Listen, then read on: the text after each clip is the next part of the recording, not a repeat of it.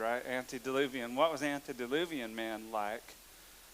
What the people on the earth were like before the flood, and we're getting up to the point which led to God's decision to have to flood the earth, get rid of man, and start over. But in order to better understand that, we kind of have to understand what was God's plan to begin with. When he created mankind, what was his plan for us? In Genesis chapter 1, verse 27, it says, God created man in his own image. But what does that mean? You ever thought about in God's image? What does that mean? I would say this. I was listening to a podcast the other day, and it wasn't this subject. It was some other subject, and I don't remember what it was. But the preacher that was doing this podcast said, I became interested in this subject, and I spent a year and a half going verse by verse through the Bible, finding all of these words and these subjects and tying them all together and drawing charts and everything. I could tell you this is one of those year and a half projects here. If you really want to understand the image of God, there's so much in there. So I'm just going to scratch the surface off of that. Does that mean that we do the same things God does? Is it works, the things that God does and the things that we do, are they the same things? It's obviously not. I thought I had a note on that, but I don't. Does it mean that we look like God? I mean, that's the first thing that pops into my mind when you say we're made in God's image. Well, God must look something kind of like this. Is it we look like God? Our body, when you look at me, you're looking at my animal, half my body. The body, the human body, our looks is what makes us like the animals. It's not what makes us like God. Every animal's got four major, some have 4 legs, some have 2 arms, 2 legs, 2 ears, 2 eyes. Our body makes us like the animals. It doesn't make us like God. That's not what it's talking about. We don't do the things God does, and we don't look like God looks. So what does it mean? Is it his shared traits? It's our shared traits with God. When we're made in his image, we're made with similar traits to him. What kind of shared traits are we talking about? Anybody have any thoughts on that? What traits do we share with God? Love, that was one of mine on the list. Yes, eternal. I always think of it as we're the only entity on earth that can make order. We see something that's chaotic and we order it. Animals don't really do that. It's something that we can do like God does. We create things. We create systems. Right. We order our world. That's an excellent one that I did not have on my list. We create order from chaos. Animals don't really do that. I know beavers make dams and birds make nests, but it's very small scale compared to what mankind does. We organize the whole world because God gave us this world for the purpose of doing that. What else besides those? Any other thoughts? What about grace? You see animals showing grace.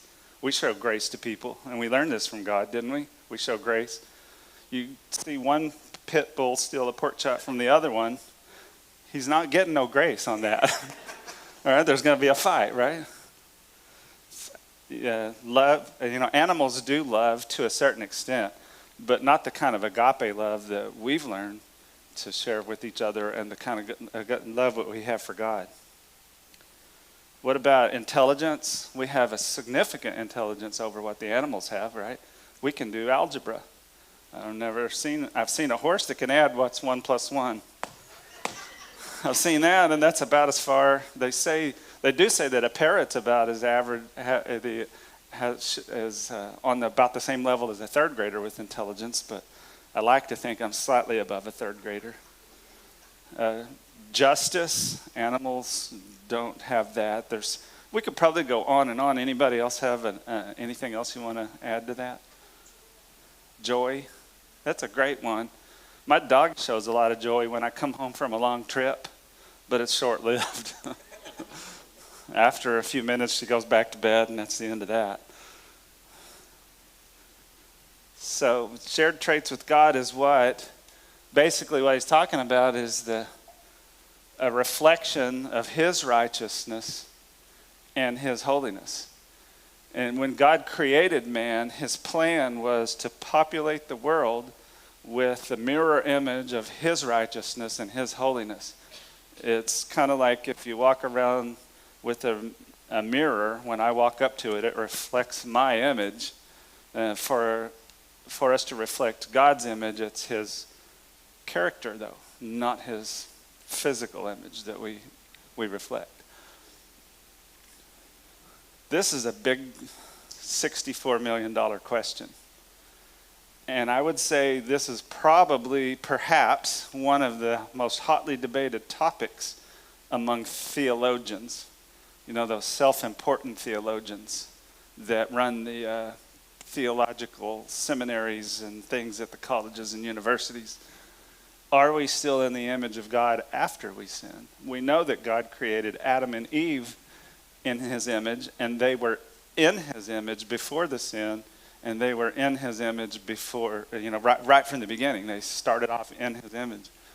But after the sin, were they still in his image? Were we born in his image? Are we still in his image today? That's a big question. In the book of Ephesians, it addresses that a little bit. It says, this is Paul talking to, I don't remember who Paul was talking to now. I thought I had that sorted out in my mind. It says, in that you put on the new man, which after God is created in righteousness and holiness. So when we accept Jesus Christ as our Savior, we're recreated in a new image. So if we were in the image of God before, why do we have to be recreated?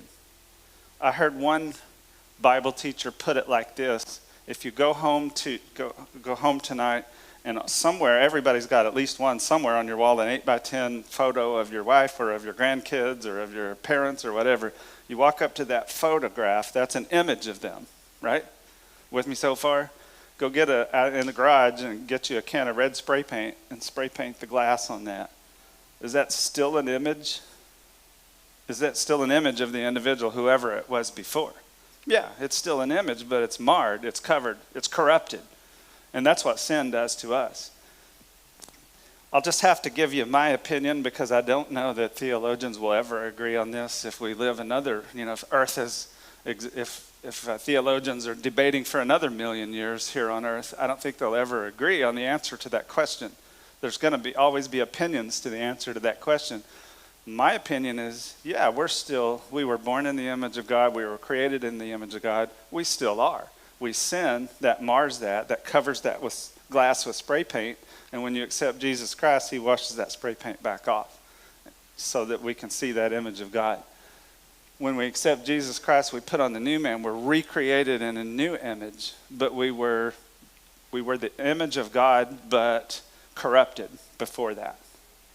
Does that make sense? Did I say that good enough? What was, back to the original question, what was God's original plan? To populate the world with his image, but why? So that we can experience the fullness of his fellowship. That's what God had in plan for Adam and Eve. Every single day, God and Adam and Eve walked in the garden and in the bright sunlight and the cool breeze and enjoyed the beautiful creation and each other's fellowship. That was God's plan for us all along, until we messed all of that up.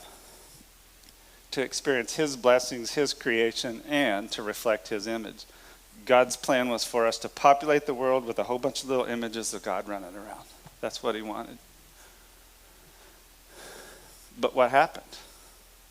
That's not what happened, was it? It didn't work the way God planned for it to work. Well, it did. God knew what was going to happen the whole time. But in the beginning, we're still stuck on Adam and Eve right now, because we're trying to set the stage for the necessity for the flood. In the beginning, who decided what was good? God did, right? He decided what was good. 7 different times during the narrative of creation, he said, that's good. I have to always look and see which slide I'm on. He created light, and he said, that's good. I think it's 7 times. He created the land and the sea. He said, that's good. He created the sun and the moon. He created the plants, the fish and the birds on one day, land, animals. He said all of those are good. And then he created man. What did he say then? He did not say man is good. He did not say that. He said birds are good. He did not say man is good. But as a catch-all, he backed up after it was all done in verse 31, chapter 1, verse 31, and he said, everything is good. God decided what's good. And he told Adam and Eve what's good. He told us through his narrative in this story in Genesis what is good. And he wanted to keep it that way. In Genesis chapter 2, verse 17, we see, but the tree of knowledge of good and evil thou shalt not eat. Why not? Because he wanted to decide what's good. And consequently, if he decides what's good, he also decides what's not good, what's evil, what's unrighteous, all of that stuff. He wanted to keep it that way, so he prohibited the eating of that tree, right? This is what the devil had to say about it. This is his lie. So he knew that the truth, we should not eat this tree. He knew that, because what happens? Now we know what's good. What happens when man decides what's good? We always mess that up. Is there anything ever that's happened in the history of the world that man didn't mess up? Nothing. When man started to decide what's good, it all went to the dickens. As soon as Adam and Eve ate from that tree, now they made a choice. God put them two on the earth with a choice. You can follow God's guidance for what's good, or you can make your own call your own shots. You have freedom to choose. Free will. That's what it's called, free will. And they made their choice. And from that point all the way up to now, it's all been messed up, has it not? So what was the result of Adam and Eve deciding what's good? We read this verse the other day. I'm going to read it here. Last week I stood here like this trying to read that, and the whole time I had a Bible right here. I was thinking about that. Why didn't I just read the Bible? I never even thought about that. We're in chapter 6, verses 5, right, through 7. We read some of this and talked about it last week. It says, and God saw the wickedness of man was great in the earth, and that every imagination of the thoughts of his heart was only evil continually. And it repented the Lord that he made man on earth, and it grieved him at his heart. It repented him. I've heard a lot of people say that's God showing human emotion. No, I don't think so. I think that's God emotion, and he shared that with us so that we show God his emotion. That was his emotion right from the beginning. It repented. If you remember back to the Jonah class, I talked like half of one of my sessions about that word repented. That's not the same word that's used here. And here, this word used, repented, is more like to take a deep breath or a sigh or feel sadness. He was sad. He wasn't sad. It says he was sad that he made us, but what he was really sad about is where it went wrong. What we did. What level we took the evil and the wickedness to. And it repented, Lord, that he made man on the earth, and it grieved him in his heart. And the Lord said, who did he say it to? There's nobody here he's talking to, is he? He's just saying this in his heart. How did the author know this? I said Moses, almost said Moses. I think Moses probably wrote a significant part of this, if not all of it, I don't know. And the Lord said, I will destroy man whom I've created from the face of the earth, both man and beast, and the creeping things and the fowls of the air, for it repenteth me that I have made them. So he made man to reflect his image, but with free will. We exercised that free will and messed it all up, and now look what he's going to have to do. So that's kind of the bottom, in a nutshell. There's some more talk about it as we go along, but in a nutshell, that's what led up to God's conclusion that he's going to have to destroy this whole thing, wipe it all out and start all over. But what was he trying to accomplish with all of this? What was this a judgment on man, or was this a judgment on sin? What was he trying to accomplish? What was his intent? He hasn't flooded the earth yet, but he's about to. But his plan to flood the earth, have you thought about that? What was he planning to accomplish? Because if he floods the earth, think about this. If he flood the earth, but you let one guy escape in a boat, you still have man. They're still sinful. They've still exercised their own free will to decide what's good and what's bad for man, haven't they? Even though Noah walked with God, it tells us, and that God saw him as righteous, he's still a man. And he's taken 7 other human beings with him. So what was he trying to accomplish here? Did God think, I'll wipe all of this out and save just these 7 people and maybe it'll go better the next time? No, he didn't think that. Did he think he was going to defeat sin with this flood? No, he didn't think that either. So what was he trying to accomplish here? I think a big part of what he's trying to accomplish here is to show his character. And his character, he's a just God that must punish sin. He has to.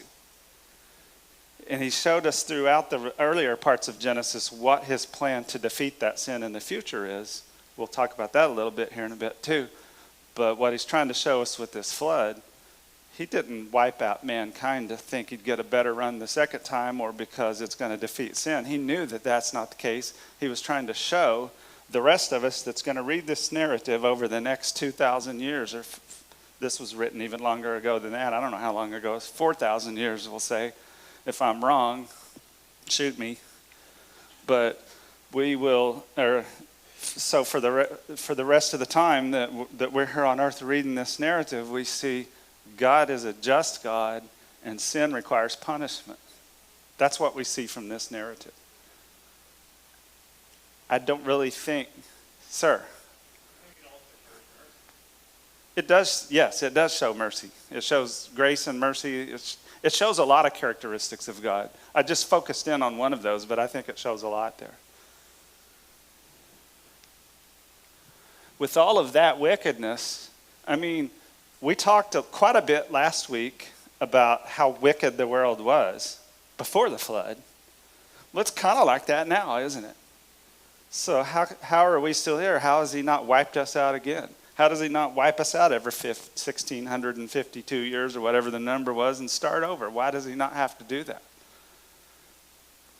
It tells us that in chapter 6, verse 8, but Noah found grace in the eyes of the Lord. That's, in my opinion, that is a very powerful verse in this narrative. That's probably the single one most powerful verse in the entire narrative of Noah in Genesis is that one right there. This is the characteristic of God that allows us to still be here today. This is the reason why God sent Jesus Christ to die on the cross, is because of his grace. So many benefits, so many blessings, I should say, that we have from him is found right there. Let's see. I have to look. I always have to look and see what number slide I'm on so I know which notes to turn to. Oh, yeah, that looks familiar.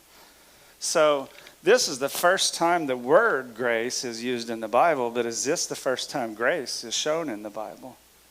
The answer to that is no. There's many times that grace is shown in the Bible. I'll just give you, in the first 5 chapters, I guess, of Genesis, because we're in chapter 6 now.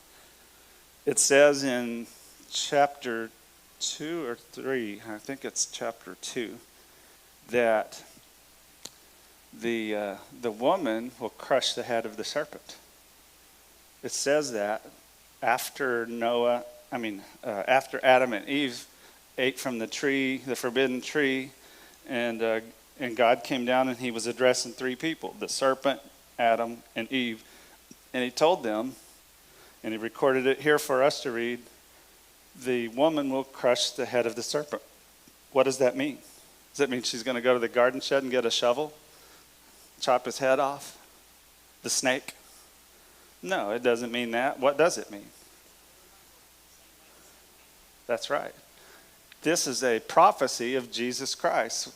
It says the woman But what it really means, if you understood the Hebrew language, you could understand it a little bit better. What it means, it's a prophecy that Jesus is coming. The seed of the woman is what it probably would have been a better translation. The seed of the woman is coming. And if you look throughout the Bible, and there's significant amounts of it in Matthew and all throughout the Pentateuch, you have genealogy. Why is that in there? So that we can tie it all together, or so somebody can tie it all together and then explain it to us, because most of us don't have the wherewithal to sit down and tie it all together. And you can show that Jesus came from Eve. You can track it from Jesus all the way back to Eve. He's the seed of the woman that will crush the head of the serpent. So what does that mean, to crush the head of the serpent? Well, first of all, it says the serpent will bruise the heel of the woman. So when Jesus was hung on the cross, the serpent, that's the serpent bruising the heel of the woman. Or so he thought. Right? At that point, Satan thought he had won. Right? Actually, he didn't. He knew. He knew. But from a human perspective, it looks like now Satan has won. But the beauty of all of it is that very act of hanging him on the cross was what was the victory for Jesus. That was the woman crushing the head of the serpent. Nailing Jesus Christ upon that cross was the woman crushing the head of the serpent. Because it was through that death on the cross that he overcame death, and he overcame sin, and he overcame the world. And he won. Good won. And that was a prophecy, the grace to provide us a victory over death and over sin was prophesied right there in the beginning of Genesis. That shows the character of the grace of God, because he doesn't have to provide that to us, does he? He does so because he loves us out of his grace. Also, after Adam and Eve sinned and they were ashamed of their nakedness, what did God do? He made them some coats of animal skin that they could wear. He didn't have to do that. That's his grace. He provided that for them. Just like when we approach the cross and we surrender our heart to Jesus Christ, he clothes us in that robe of righteousness. And I just want to share with you, I think it was 2 Sundays, a week ago today, I think it was, Brother Dennis was preaching, and I don't remember exactly what he's talking about. I'm sorry, but I remember. But I remember he talked about Jesus clothing us with that robe of righteousness, and I've read that 1,000 times. But he acted like he had a robe, and he stepped up and he put it on somebody. He acted that out, and that was one of the most powerful things that I've ever seen a preacher do. That really got me. I mean, I got so emotional when I saw you do that. And that's what Jesus Christ is going to do for us. He regarded Abel's offering. I can tell you, my offering to Jesus Christ is filthy rags, but he accepts my offering of my living sacrifice for him, just like God accepted Abel's offering. He did not accept Cain's, but there was a purpose behind that. He did accept Abel's. No. Yeah, I said that right. Abel's. I get Cain and Abel confused. He translated Enoch so that he wouldn't have to die in the flood, I guess. I don't know if that's why he did it. Maybe that's not why he did it, but he translated Enoch so he didn't have to experience death. And that is what's that a precursor to? What does that show us in the future that's going to happen? When Jesus comes back, we're all going to be resurrected. We're all going to be taken. Those who actually, what it better shows is those that are still alive will be translated. They don't have to die, right? He told, no, this was actually before he was talking to Noah, when God was saying in his heart that yet 120 years and I will destroy mankind. He gave us another 120 years. He didn't have to do that. He could have just brought down a lightning bolt immediately, wipe it all out, and be done with the whole matter. But he gave us 120 years. Some people say that 120 years was what the lifespan of humans are going to be after the flood. But there's a lot of people that lived longer than 120 years after the flood. Abraham lived, 5 or 600 or something? I don't know.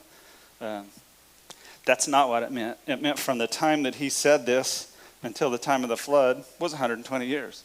That does not mean Noah spent 120 years building the boat. You have to tie it all together and look at timelines. He spent 60 or 70 or maybe 80 years building the boat. But from the time God said this in his heart till the flood, 120 years. That's a long time for us to get our act together, isn't it? We failed, though, as we do at everything else. He said that he was striving with antediluvian man. What does that mean to be striving with them? Well, I don't know exactly, but last month when I was down in Georgia, one morning on a Sunday morning, I was standing on the roof of Atrium Hospital. It's a level 1 trauma center in Macon, Georgia. And I had walked down the ramp over by the elevator shaft like every hospital has, to block the wind because it was a little chilly and a little windy and I'm a little wimpy, so I'm hiding from the wind. And I heard a church bell. This is Sunday morning around 11 o'clock. And I heard a church bell and I thought, that sounds kind of pretty. So I walked back up to the helicopter and I start looking around, seeing if I can figure out where this church bell is. I never figured it out. But one thing I noticed from where I stood, as I looked around, I could count 16 church steeples standing on the top of that hospital in Macon, Georgia. And in my opinion, that's what striving with man means.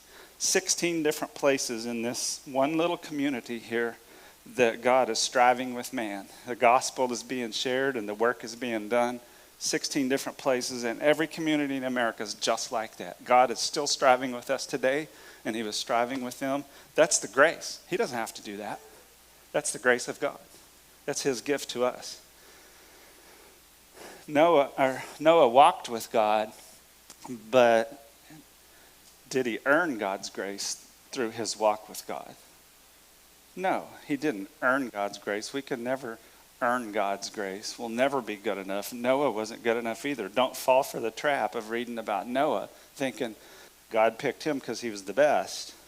No, his grace was a gift from God, just like ours is.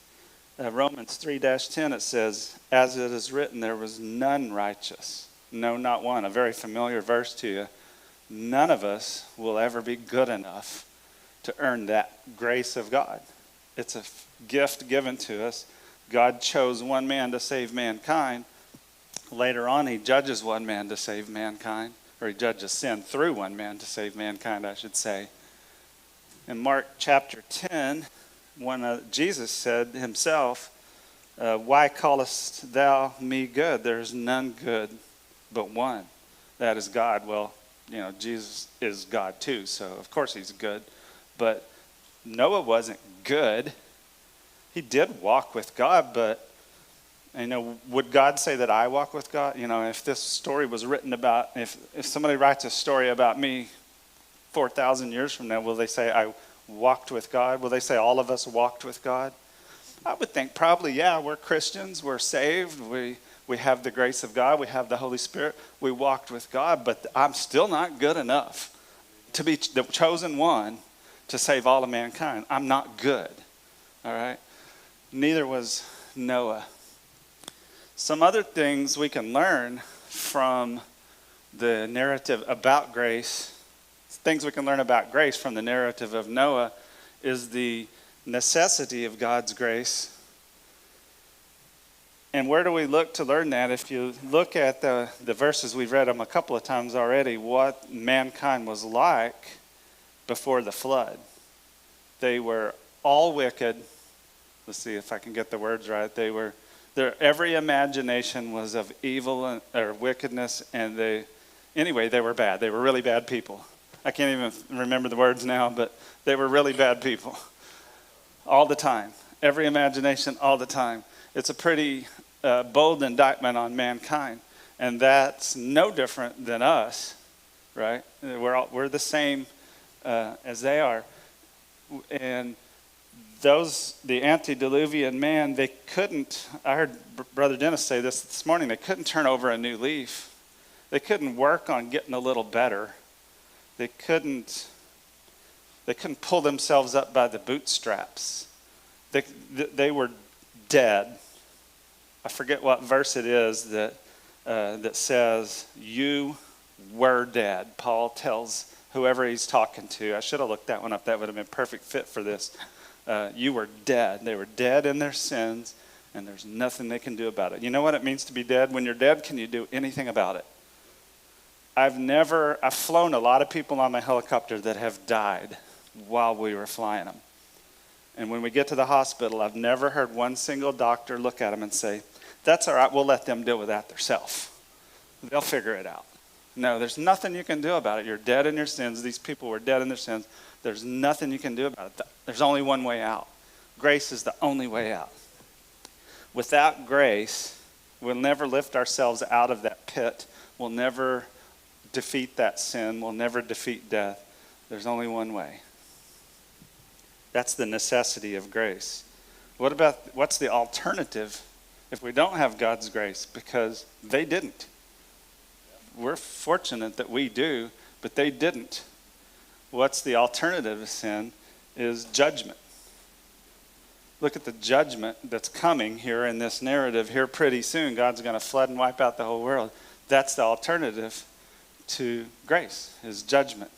I can tell you this, the judgment that they experienced is way easier than the judgment we're going to experience if you don't have Jesus Christ. If you've not accepted Jesus Christ, it's going to be a lot worse. Drowning, how long does it take to drown? Any experts on that matter? Couple of minutes? All right. I know the sheer terror as the waters rise and you're clawing at the ark or climbing up a tree or whatever. But once the water overcomes you, you're going to be dead in a couple of minutes and it's going to be over. But if you experience the judgment of sin without Jesus Christ, when he comes back, that judgment is going to be eternal in the pit of fire. It'll never end, ever. And the beauty of God's grace, we can see that in this story too. God's grace provided salvation for mankind and a new beginning. He provided, I said this a minute ago, a little bit ahead of got the cart before the horse. He provided one man to save all of mankind, to save mankind from judgment. He provided one man through his grace to save us from judgment. In the future narrative, if you flip about 3/4 of the way through the Bible there and start reading in Matthew, you'll find he did a similar thing. He judged sin through one man to save all of mankind. The beauty of God's grace is just an amazing thing. I wish I could do it justice standing up here. It provides us a way out. One of my preacher that I used to listen to, he shared this verse in just about every sermon that he preached, and it comes from Psalms. I don't remember. I think it might be Psalm 40, but he pulled me up out of the miry clay and put my feet on a solid rock. And he established my goings and put a new song in my heart. I think that's Psalm 40. That's what God's grace does. He pulls us up out of that pit. There was no way for them people to pull themselves up out of that pit. There was not an alternative for them. There was. They could have listened to Noah's preaching. They could have accepted God's grace, and they could have got on that ark, I suppose. I don't know if, God had him make the ark at just the right size because he already knew these people weren't getting on this ark. They had the opportunity to. I think they did. It doesn't say. Does anybody disagree with that? Could they have gotten on the ark? Could they have accepted God and gotten on this ark? I think they could have. I think every single one of them. We could have had an ark 4 million cubits long instead of 300 cubits long and saved everybody. God could have done that if they chose. If the people chose, they could have done that. But he didn't. God's grace is big enough. At the foot of the cross, there's enough room for every single one of us. There was enough room for every one of them too. They just didn't choose it. Sad.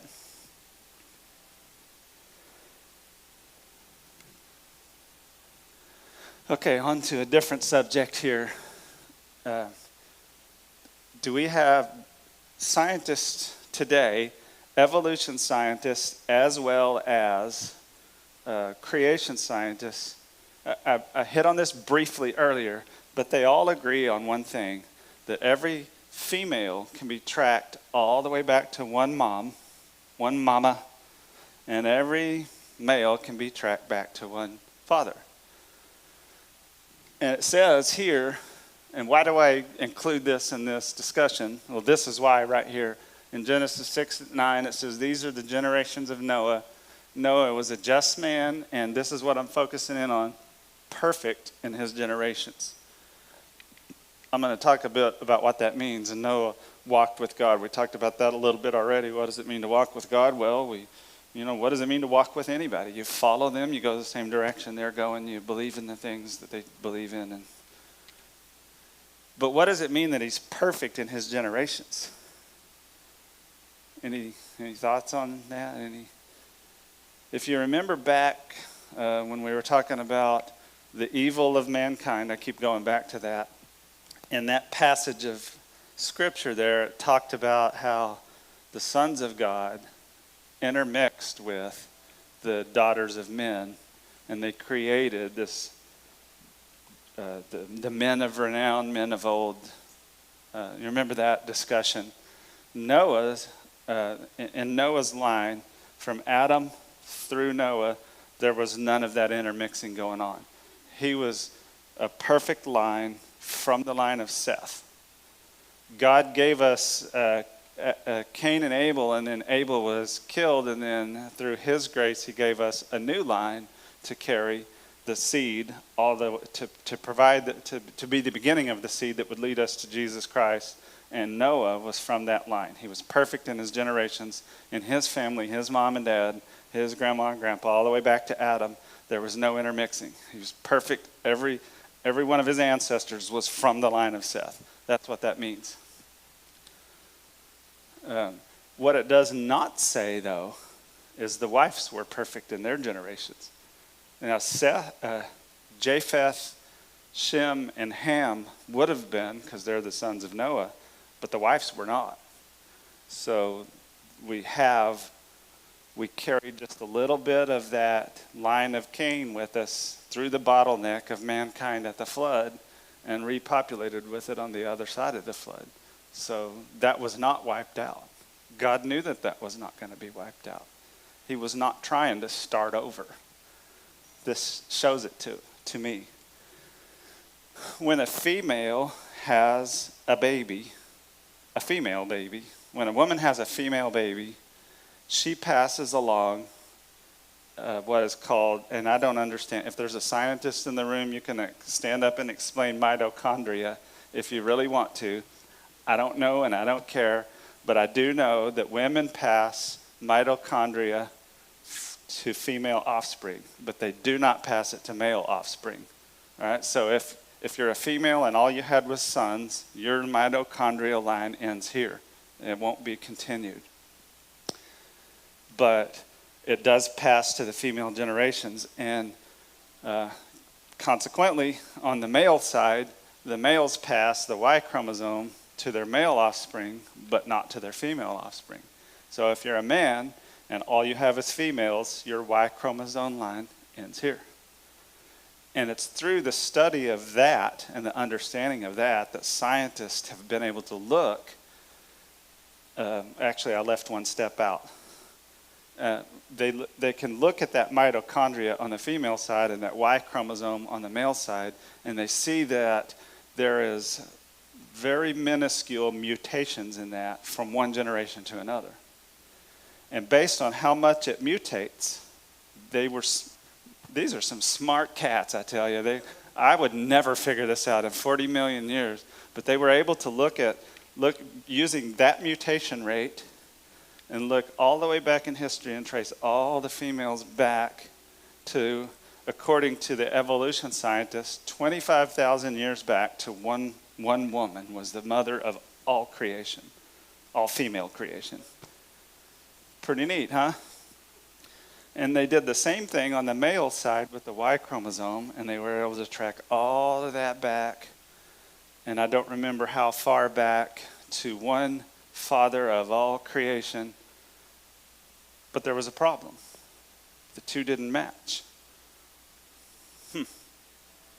So the evolution scientists say mankind is 25 million, I think, years old. 25 million years old.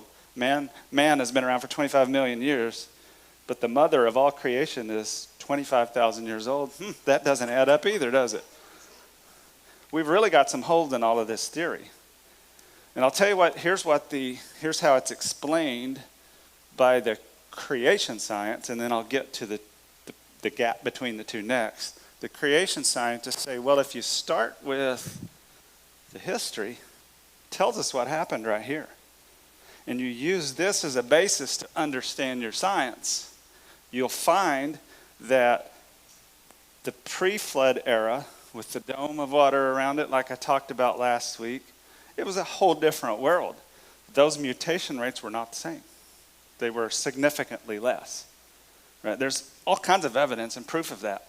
So if you apply that to your science, you can bring that 25,000-year-old mother of all creation down to about the same time Eve lived. Pretty neat, right? And then you do the same thing on the Y chromosome side, and you bring it all down to the point where Noah lived. The two didn't meet. That's a problem. I'm not going to get in tonight to the whole process of how a man and a woman breed with each other, but let's suffice it to say they have to have met.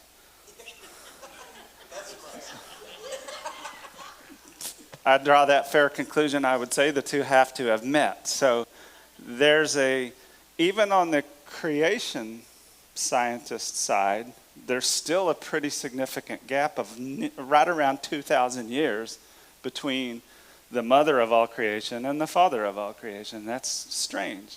Well, this explains it right here. He was perfect in his generations.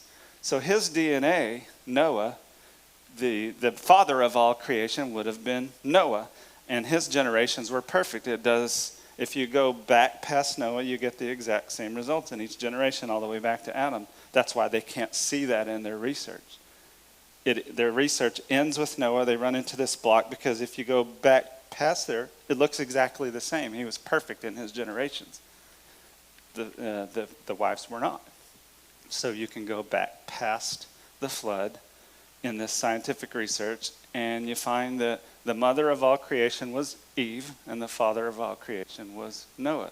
The two never met. Pretty interesting to me.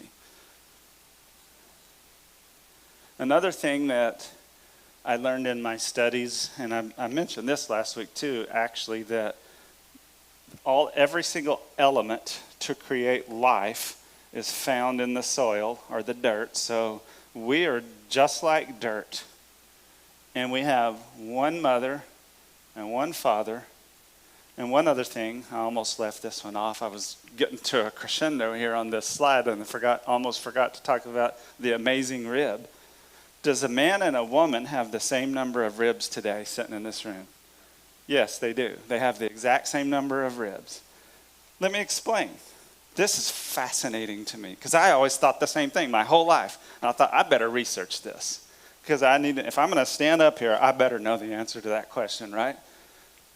Men and women have the same number of ribs. Did you know in the human body, there's only one bone in the whole human body that has, and I can't explain it, I'm not a doctor, it has this particular casing on it that allows that bone to reproduce. Which bone do you think that is? It's not all the ribs, but one rib has that casing on it. That's fascinating to me. So God took this rib out of Adam, and it reproduced. And we were born with the same number of ribs the females have. They don't have more ribs than we have. We have the same number of ribs. So all these fairy tale writers that wrote this stuff, how would they have known all that? How could you put together a story with one mom, one dad, the amazing rib, the dirt, all of these things that is rock solid proved by the scientists today and get it right in a fairy tale written 6,000 years ago? So there's my pitch for believing the Bible. Noah and his family, a little bit about, we're going through Genesis chapter 6 here. Noah begat 3 sons, Shem, Ham, and Japheth. If you study the part of the Genesis that occurs after the flood, these 3 become a little more important. I'm not really going to study that very much. I'm just going to touch on it here and move on, and we're going to end our narrative before we get back to these 3 guys. But one thing we do see is Noah is of the family of Seth. If you remember the narrative in the first chapter, when Cain was killed, he was replaced God gave Adam and Eve another son. He was Seth, and when Seth came onto the scene, good started to prevail, at least within that line, and people were walking with God. So that was the seed, that was the line that Jesus would come from. We don't know anything about the wives except that Noah had one and Shem had one and so forth. That's all we know. They had them. They were there. They were on the ark. We don't know anything else. It must have been some hard workers, because a year on that ark would have been some hard work. So we can deduce that as well. So he had 3 sons, Shem, Ham, and Japheth. Japheth migrated. This is after the flood. We're not to that part of the narrative yet, but I just wanted to share this and then move on. We won't get to that part of the narrative. Japheth migrated north, the red part of the map up there, and he's widely considered to be the father of the Gentiles, primarily Caucasians. So if you track through the DNA of us as Caucasians, it would most likely go through Japheth. I don't know where the Orientals came from, so don't ask. They're not in this list. I don't know. I will talk about some things that'll make that understandable here in a minute, though. Ham was father of Cush, Canaan, Egypt, Nimrod. You remember Nimrod? He was the one that built Babylon, I think, and Nineveh. And he was an evil, evil king. And then Shem was the father of the Arabs, the Israelites, Abraham. Jesus came from that line. And he settled there in the middle, which is what is, isn't that modern day? No, Egypt's to the left of that. What is that modern day now? Iraq, Iran, Libya, all of those, Jordan. That's where he settled. So notice that Jesus did not come from the line of Japheth, which was the father of the Caucasians. So what conclusion do you draw from that? Anything? Anybody? He wasn't white. Jesus was not white. He was not a European white guy with a neatly trimmed beard and white skin. I don't know what he looked like. Nobody ever will know till we get to heaven, I guess, and then all we'll see is his glorified body. We won't see what he looked like on earth. Maybe he carries a picture around he can show us. I don't know. This is what I looked like on earth, if you care to know. I don't know. So God finally visits with Noah. We finally got to that part in the story. He's going to talk to Noah in Genesis chapter 6, 11 through 13. He says, "The earth also was corrupt before God, and the earth was filled with violence. And God looked upon the earth, and behold, it was corrupt, for all flesh had corrupted his way upon the earth. And God said to Noah," this is his first words to Noah. This is a heck of a first thing to say to a guy you just met, right? "The end of all flesh has come before me. The earth is filled with violence through them, and behold, I will destroy them with the earth." Destroy. So God comes to Noah and says, I'm wiping it all out. And what must have been Noah's first thoughts about this? That's all I can. And how long was it before God told him to build an ark? After he told him he's going to wipe them all out? I don't really know, but we're up to the point of building the boat. Finally, we got to the cool part, the building the boat, which is slide 19. Sometimes I just forget to use my notes, and then I have to flip pages here. So the ark was made of gopher wood. Who knows what gopher wood is? Nobody. There's a lot of speculation. I don't know. If somebody tells you what gopher wood is, smile and wave, boys. Smile and wave. Because nobody knows. The most logical explanation I heard is it was processed and smoothed and, prepared to use as lumber. That's what gopher wood was. It's not a gopher tree, but don't know. Yeah, I use it all. They ran out. It's the only gopher wood left is sitting on ships out in the ocean waiting to get into the port. We'll never. So we'll never know what it is. What is pitch?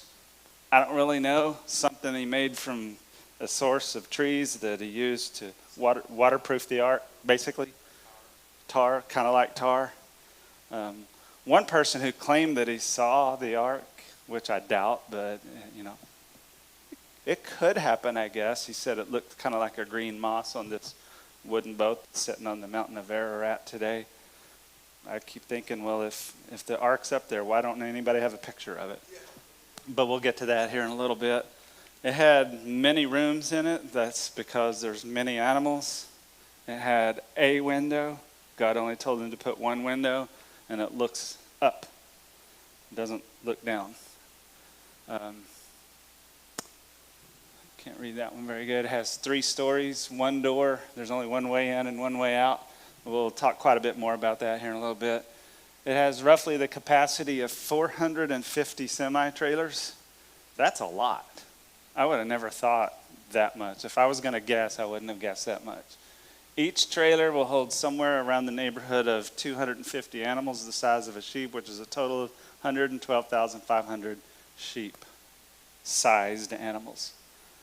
So just to give you a point of perspective how big the ark was, it required, some engineer figured this up, I'm glad I didn't have to do it, 3.1 million board feet of gopher wood. Yeah, that's a lot. Now, it depends on how you interpret the word cubit as to exactly how big the ark was. The cubit is roughly from your fingertip to your elbow. But the problem is, in most societies, the size of a cubit was the fingertip to the elbow of the current king.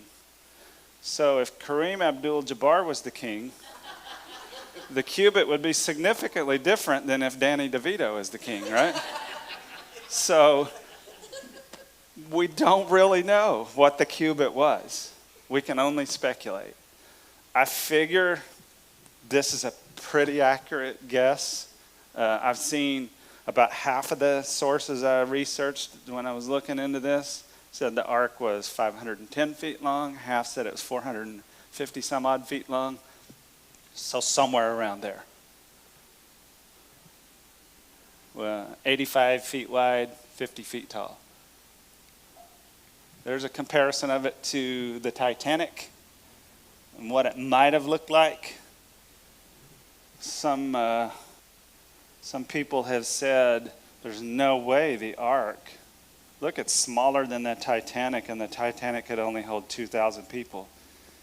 Yeah, but rabbits don't need dance floors and a bed with a nightstand and a closet and all of that. People require a lot of space to be comfortable on a cruise. The animals don't, so it'll hold a lot more animals than the Titanic would hold people. So I have just enough time, I think, to get through this slide, and that'll be the end of it. So I'm going to talk at the end on Wednesday night. I want to focus probably on the most important part of the class, is how all of this narrative points us to Jesus. But for here, I just want to talk about just how the boat itself points to Jesus. Oh, I thought they were going to pop up one at a time, but that's all right. So the ark was provided for what purpose? To save mankind. Jesus was provided by God, or he was sent by God, I guess is a better way to say it, to save mankind. They served the same purpose. The ark was provided by God's grace, because he didn't have to save anybody. Or he could have done it 1,000 different ways, probably. This is how he chose to do it. But the ark was a gift from God to save man, so that we could be here today having this class. The design of the ark was revealed in advance. God told Noah. He didn't just say, figure out, I'm going to flood the earth, you figure something out to save yourself. He told him exactly what to do, and he told him exactly how to do it, and he gave him the specifications, and he revealed the entire plan in advance to him, just like the entire plan for salvation of mankind through Jesus Christ was prophesied from Genesis all the way through the Old Testament. we know the Jews knew about this. We knew, the Gentiles knew about it. If you read the Pentateuch, you would have known exactly what the plan was in advance. You should have known. They missed it. I probably would have missed it too. I'm not saying I'm better than them. But it was missed. The plan was briefed in advance. There was only one window in the ark, and most experts say that window looked up because Noah's focus for his salvation was not down, but up. Don't look down at the boat, look up at God. That's your salvation. God is your salvation and his grace and his protection. Just like for us, our salvation, our focus should be on the kingdom of God and things above. The things that are, see if I can get this right, vertical, not the things that are horizontal, right? It had many rooms because there were many animals, right? Where else does that sound familiar? Where does that come from? Any other place that comes from? Many rooms? In my Father's house there are many mansions. If were not so, I would have told you. It has many rooms, just like heaven has a room for each and every one of us. And there's enough room to build millions of more rooms. If we get out there and save everybody, they'll build some more rooms. There's plenty of room up there. There's enough for every one of us. There's only one door on the ark. Jesus said, the path... Oh, I'm caught. I'm pulling my ear off.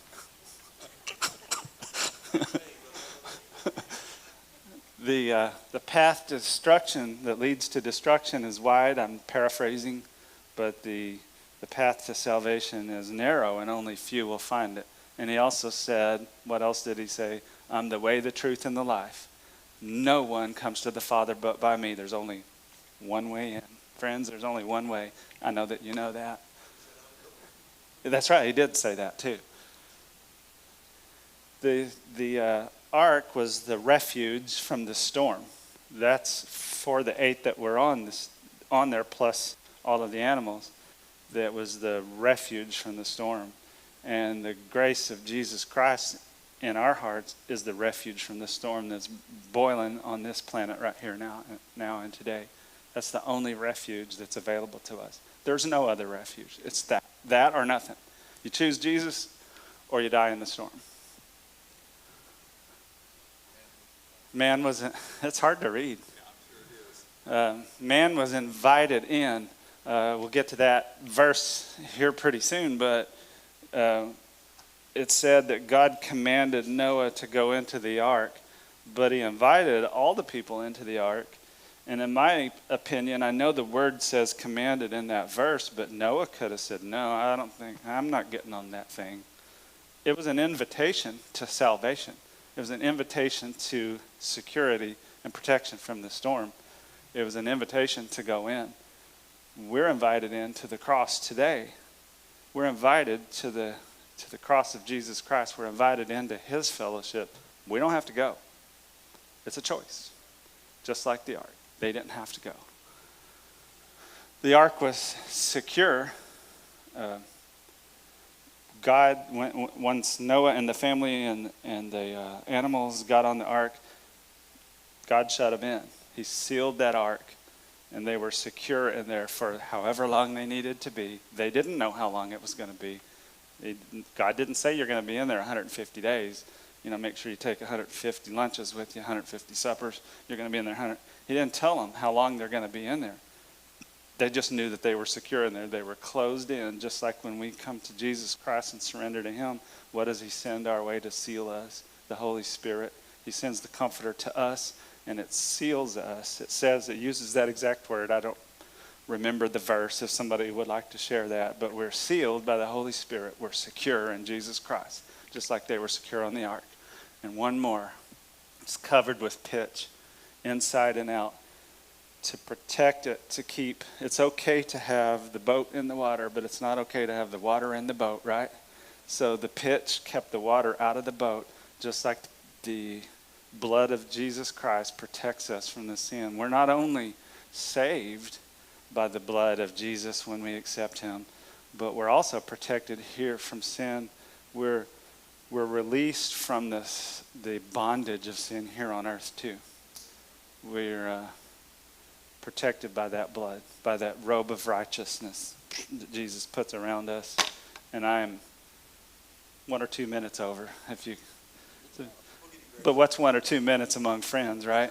So when we start up on Wednesday night, it's going to start raining, and I'm going to talk a little bit about the storm and then what Noah did after the storm and a few of those things. Any questions, comments on what we went over tonight?